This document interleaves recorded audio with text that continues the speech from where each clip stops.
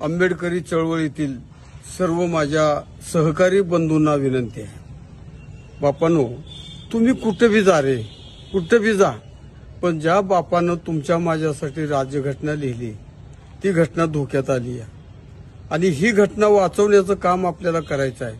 आणि ही घटना जर नाही वाचली तर तुम्हाला सांगतो, तुम्ही मी वाचणार नाही, पण आपली येणाऱ्या पिढीला कोण रे? पहिल्यासारखंच का पुन्हा त्या पिढीला पुढं गाडगन मागं किरसुनी? ही नका रे, ही डाव आहे, जातीवाद्यांचा हा डाव आहे. का तुम्हाला कळी नाही?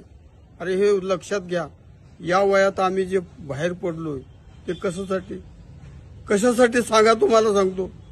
अरे तुम्ही लोक बाबासाहेबाला तर एवढं मानताय ना, तर बाबासाहेबांची घटना का वाचवायला येत नाही रे? तुम्ही पाया पडतो रे तुमच्या, तुम्ही कुठे सांगा तिथे येतो.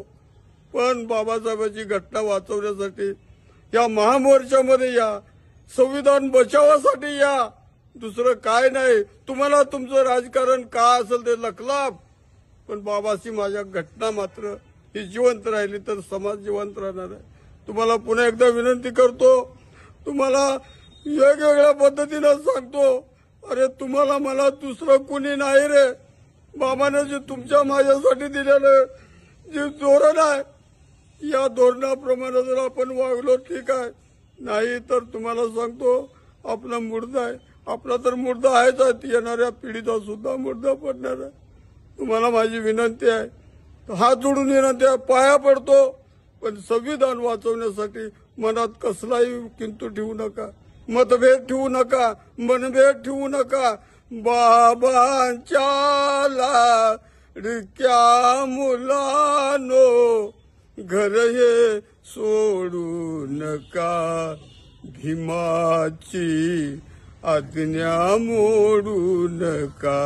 तुमच्या माझ्यासाठी काडी काडी जोडून घरट हे बनविले, पित्या परी सांभाळले अन हक्क मिळवून दिले.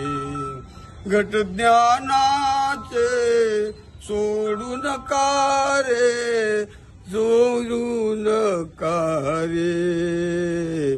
माझ्या बंधूनो, एकीनच मोर्चात या रे. जय भीम.